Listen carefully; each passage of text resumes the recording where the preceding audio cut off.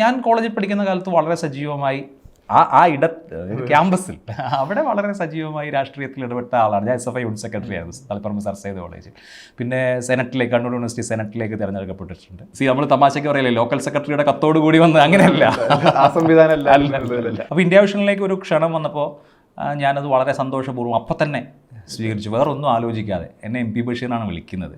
MP Nikesh Kumar ഇലക്ഷനിൽ മത്സരിക്കാൻ വേണ്ടിയിട്ട് അദ്ദേഹം ബ്രേക്ക് എടുക്കുന്നു. അപ്പോൾ വീണ ജോർജ് ഉണ്ട്. വീണ ജോർജും ഇലക്ഷനിൽ മത്സരിക്കാൻ വേണ്ടി ബ്രേക്ക് എടുക്കണം. പിന്നെയുള്ളത് ഞാനാണ്.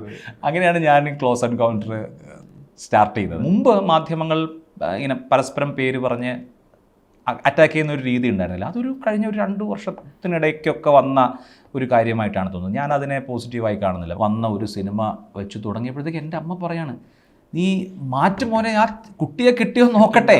ഇത് ആളുകളുടെ ഒരു ക്യൂരിയോസിറ്റി അല്ലേ? ഈ ക്യൂരിയോസിറ്റി നിറവേറ്റപ്പെടുന്നുണ്ട് മാധ്യമങ്ങൾ വഴി. അത് നമ്മളൊരു വലിയ മഹാപരാധമായി കാണണമെന്നൊന്നും ഞാൻ വിചാരിക്കുന്നില്ല.